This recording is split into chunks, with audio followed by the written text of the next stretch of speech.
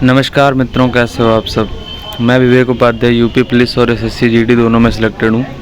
मैंने जीएस में 31 क्वेश्चन सही किया था, तो वही मैं अपने एक्सपीरियंस के अनुसार अब आज ये जीके जीएस बूस्टर सीरीज़ का तीसरा पार्ट लेकर के आया हूँ। मैंने 2 पार्ट कराए हैं, जिसमें से मैंने इजी क्वेश्चंस और मॉडरेट क्वेश्चन भी रखे थे। तो कुछ लोग बोल रहे हैं कि लेवल इसका इजी आप करवा रहे हो, तो देखो जो पेपर का लेवल होता है उसमें 37 में से कम 15 से 20 क्वेश्चन लगभग इजी, 15 क्वेश्चन तो लगभग इजी लेवल के रहते हैं, बाकी 10 क्वेश्चन मॉडरेट लेवल के रहते हैं 25, और वही 10 क्वेश्चन लास्ट के हार्ड लेवल के रहते हैं। तो हम सभी लेवल को टारगेट करते हुए ये प्रैक्टिस सेट करवाएंगे और आप अपना सेल्फ स्टडी भी करते रहिए। हम ये सीरीज़ केवल 15 से 20 मिनट की ला रहे हैं और आपका टाइम भी ज़्यादा हम खपत नहीं कर रहे हैं, और हम पॉइंट टू पॉइंट केवल इस क्वेश्चन का आंसर बता दे रहे हैं।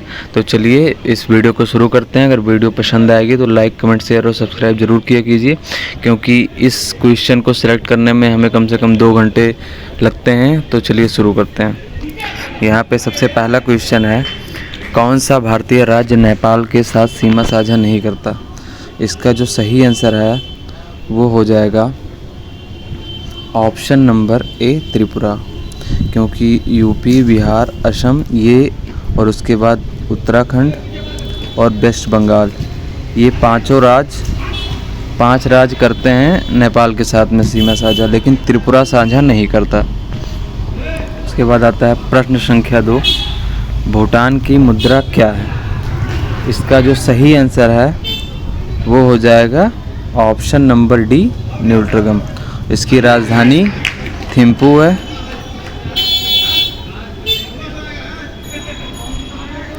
उसके बाद आता है प्रश्न संख्या 3, महात्मा गांधी राष्ट्रीय ग्रामीण रोजगार गारंटी अधिनियम के तहत एक वित्तीय वर्ष में ग्रामीण परिवारों को कितने दिनों की मजदूरी रोजगार की गारंटी दी जाती है। इसका जो सही आंसर है वो हो जाएगा ऑप्शन नंबर बी, 100 दिनों की। फिर आता है प्रश्न संख्या 4, भारतीय संविधान के प्रस्तावना में समाजवादी, पंथ निरपेक्ष, अखंडता तीनों शब्द कौन से संविधान संशोधन के द्वारा जोड़े गए। इसका जो सही आंसर है वो हो जाएगा ऑप्शन नंबर ए, 42वां संविधान संशोधन 1976। और इस संविधान संशोधन को हम मिनी कॉन्स्टिट्यूशन भी कहते हैं, उसके बाद 44वें संविधान संशोधन के द्वारा हमने संपत्ति के अधिकार को हटाया था और उसको 300A में ले जाकर हमने विधिक अधिकार बना दिया था। उसके बाद आता है प्रश्न संख्या 5, भारतीय संविधान में राजभाषा कौन से भाग में है। इसका जो सही आंसर है वो हो जाएगा ऑप्शन नंबर बी, 17। 18 में आपको पता ही है आपातकालीन है, आपातकाल का प्रबंध है। उसके बाद में 11 नंबर में है केंद्र और राज्य संबंध,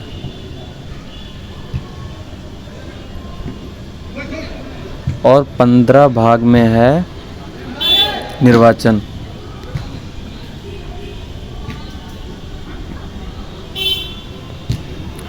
उसके बाद आता है प्रश्न संख्या 6, फिशिंग हमले का मुख्य उद्देश्य क्या होता है। इसका जो सही आंसर है वो हो जाएगा ऑप्शन नंबर बी, उपयोगकर्ता की संवेदनशील जानकारी जैसे पासवर्ड और क्रेडिट कार्ड विवरण चुराना। उसके बाद आता है प्रश्न संख्या 7, मालवेयर शब्द का पूर्ण रूप क्या है। इसका जो सही आंसर है वो हो जाएगा option number B, malicious software. उसके बाद आता है प्रश्न संख्या 8, महात्मा गांधी ने भारत में अपना पहला सत्याग्रह कहाँ शुरू किया। तो ये शुरू किया था महात्मा गांधी ने ऑप्शन नंबर बी, चंपारण में 1917 से। शुरू किया था। उसके बाद आता है प्रश्न संख्या 9। किस घटना के कारण गांधी जी ने 1922 में असहयोग आंदोलन को अचानक रोक दिया था? इसका जो सही आंसर है वो हो जाएगा option number B, Chauri Chaura कांड। क्योंकि इस घटना के बाद गांधी जी बहुत आहत हो गए थे और इस असहयोग आंदोलन को उन्होंने रोक दिया था। और ये चौरी चौरा कांड हुआ था 4 फरवरी 1922 में। ये गोरखपुर में हुआ था। उसके बाद में जलियांवाला बाग हत्याकांड ये हुआ था 13 अप्रैल 1919 में। उसके बाद में काकोरी कांड हुआ था 9 अगस्त 1925 को। फिर आता है प्रश्न संख्या 10। गांधी जी ने प्रसिद्ध दांडी मार्च की शुरुआत साबरमती आश्रम से किस तारीख को की थी? इसका जो सही आंसर है वो हो जाएगा ऑप्शन नंबर ए, 12 मार्च 1930। उसके बाद आता है प्रश्न संख्या 11। महात्मा गांधी ने किस आंदोलन के दौरान करो या मरो का प्रसिद्ध नारा दिया था? इसका जो सही आंसर है वो हो जाएगा ऑप्शन नंबर डी, भारत छोड़ो आंदोलन। और ये भारत छोड़ो आंदोलन आपको पता है इसका डेट 1900 ये शायद 9 अगस्त 1942 या 8 अगस्त 1942 ये मतभेद है। तो 1942 इसका सन है। और असहयोग आंदोलन शुरू हुआ था 1 अगस्त 1920 से। और सविनय अवज्ञा आंदोलन की बात करें तो जो सविनय अवज्ञा आंदोलन शुरू हुआ था वो हुआ था 1930 में। उसके बाद आते हैं प्रश्न संख्या नंबर 12 पे।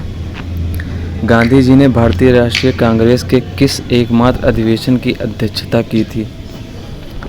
इसके 4 ऑप्शंस ये हो गए और इसका जो सही आंसर है वो हो जाएगा ऑप्शन नंबर बी, बेलगाम अधिवेशन 1924। फिर आता है प्रश्न संख्या 13। कोशिका का पावर हाउस किसे कहा जाता है? इसका जो सही आंसर है वो हो जाएगा ऑप्शन नंबर बी, माइटोकॉन्ड्रिया। उसके बाद आता है प्रश्न संख्या 14। मनुष्य के शरीर की सबसे बड़ी ग्रंथि कौन सी है? इसका जो सही आंसर है वो हो जाएगा ऑप्शन नंबर सी, यकृत, लीवर। फिर आता है प्रश्न संख्या 15। रक्त का थक्का जमाने में कौन सा विटामिन सहायक होता है? इसका जो सही आंसर है वो हो जाएगा नन ऑफ दीज, क्योंकि ये विटामिन के की कमी से होता है। ये टाइपिंग एरर हो गया है, मैंने इसका सही ऑप्शन रखा नहीं। उसके बाद आते हैं प्रश्न संख्या 16 में। भारत में कौन सी अर्थव्यवस्था है? तो इसका जो सही आंसर हो जाएगा वो हो जाएगा ऑप्शन नंबर सी, मिश्रित अर्थव्यवस्था। और मिश्रित अर्थव्यवस्था की शुरुआत किसने की थी? ये किया था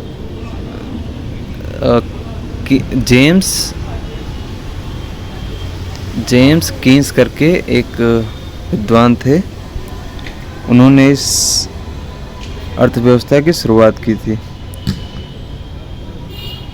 उसके बाद में जेम्स, इसका नाम मुझे ढंग से याद नहीं आ रहा है, जेम्स करके, जेम्स कीन्स लास्ट में था और बीच का नाम मैं भूल गया हूँ। उसके बाद में आता है प्रश्न संख्या नंबर 17। नीति आयोग का अध्यक्ष कौन था? इसका जो सही आंसर है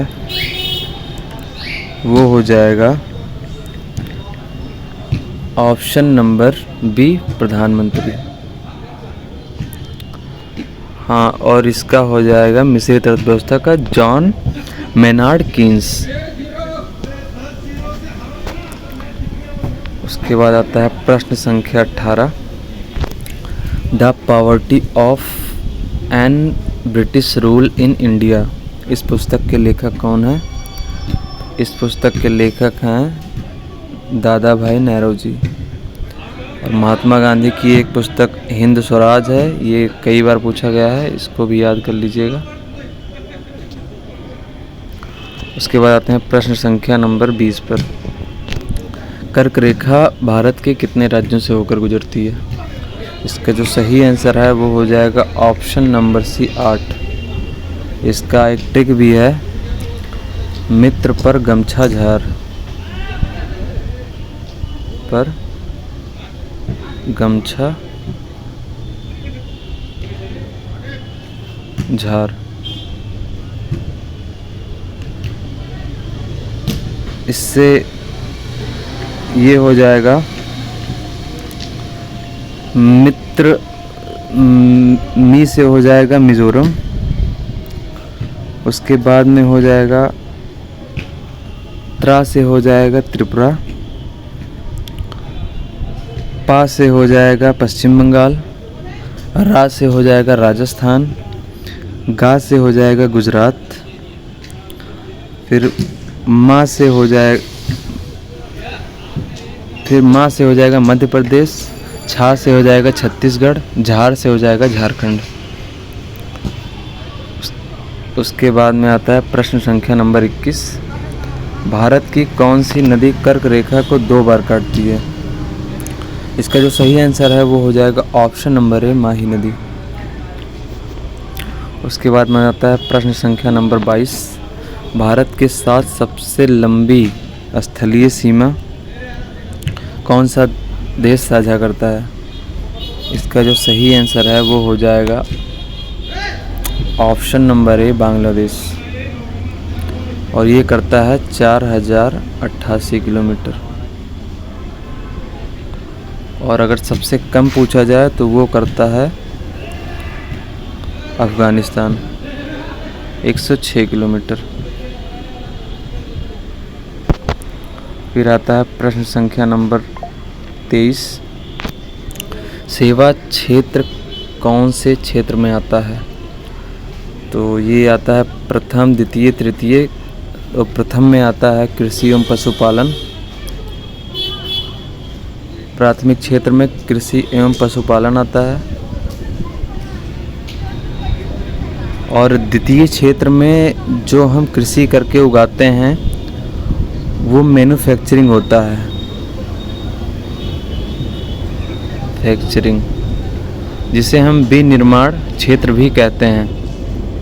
और सेवा क्षेत्र जो हो जाएगा वो हो जाएगा तृतीय, टर्शियरी में तृतीय क्षेत्र में आएगा सेवा क्षेत्र। और अर्थव्यवस्था में सबसे ज़्यादा योगदान भी सेवा क्षेत्र का ही होता है।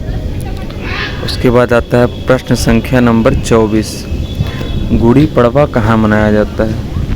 इसके 4 ऑप्शंस हैं, महाराष्ट्र, केरल, तमिलनाडु और गुजरात। इसका जो सही आंसर है वो हो जाएगा ऑप्शन नंबर ए, महाराष्ट्र। ये महाराष्ट्र नववर्ष के रूप में मनाया जाता है। उसके बाद आते हैं प्रश्न संख्या नंबर 25, विश्व वायु गुणवत्ता रिपोर्ट के अनुसार भारत का प्रदूषण में कौन सा रैंक है? इसका जो सही आंसर है वो हो जाएगा प्रश्न संख्या नंबर ऑप्शन नंबर सी, 6। उसके बाद में आता है प्रश्न संख्या 26, इंडिया विंस फ्रीडम किसकी रचना है? तो ये रचना हो जाएगा option number D, Abul Kalam Azad की। उसके बाद आता है प्रश्न संख्या 27, वर्नाकुलर प्रेस एक्ट कब लागू किया गया था? इसका जो सही आंसर है वो हो जाएगा ऑप्शन नंबर सी, 1878। और ये लागू किया था लिटन ने और 1882 में रिपन ने आके इसे हटा भी दिया था। उसके बाद में आता है प्रश्न संख्या नंबर 28। कांग्रेस और मुस्लिम लीग के बीच लखनऊ समझौता कब हुआ? लखनऊ समझौता हुआ ऑप्शन नंबर डी 1916 में, और 1907 में सूरत अधिवेशन हुआ था। ये बहुत ही इम्पोर्टेंट है।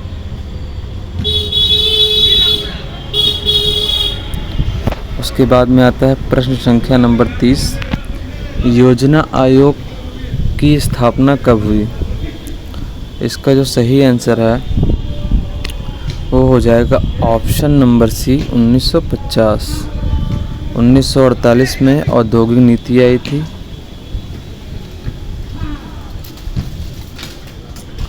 और 1935 में आरबीआई का गठन हुआ था।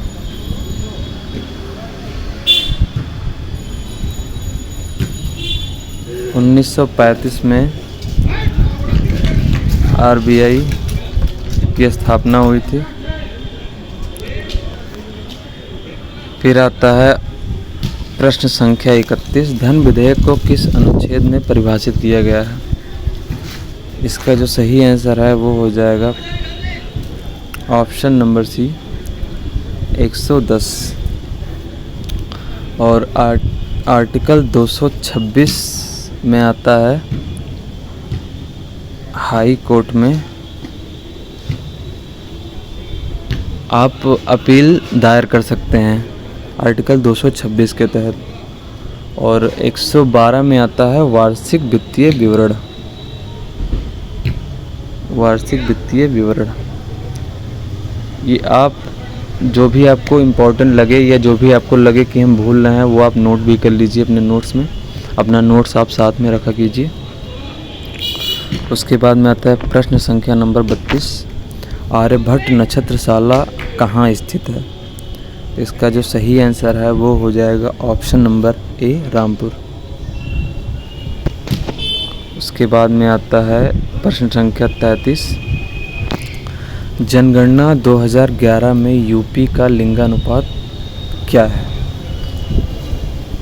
इसका जो सही आंसर है वो हो जाएगा ऑप्शन नंबर सी 912। और इंडिया का अगर पूछें, इंडिया का 943 है। फिर आता है प्रश्न संख्या नंबर 34। किस मुगल शासक ने अंग्रेज़ों को सूरत में अपना पहला कारखाना स्थापित करने की अनुमति दी थी?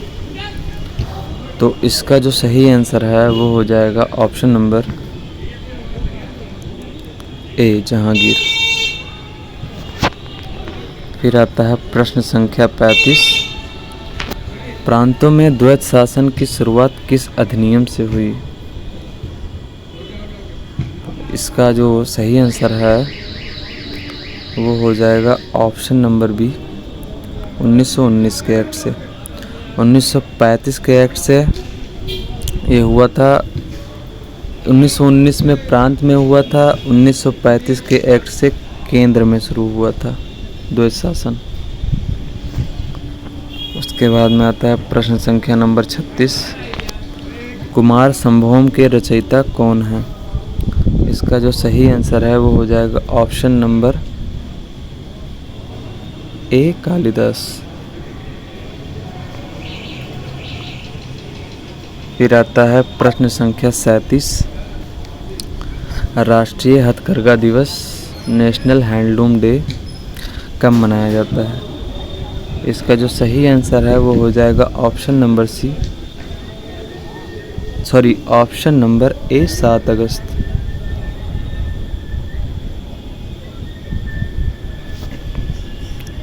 फिर आता है प्रश्न संख्या नंबर 38। 58वां ज्ञानपीठ किसे मिला? इसका जो सही आंसर है वो हो जाएगा ऑप्शन नंबर सी गुलजार और रामभद्राचार्य। फिर नेक्स्ट आता है प्रश्न संख्या 39। शोषण के विरुद्ध अधिकार किस आर्टिकल में है? तो इसका जो सही आंसर है वो हो जाएगा ऑप्शन नंबर सी 23-24। 19 से 22 में फ्रीडम का राइट है, स्वतंत्रता का अधिकार है। और 20-21 को आपातकाल के दौरान निलंबित नहीं किया जा सकता, आपातकाल के दौरान निलंबित नहीं किया जा सकता। फिर इसके बाद आते हैं प्रश्न संख्या नंबर 40 पे। भारत में किसी राज्य की पहली महिला मुख्यमंत्री थी? इसका जो सही आंसर है वो हो जाएगा option number A, Sucheta Kripalani.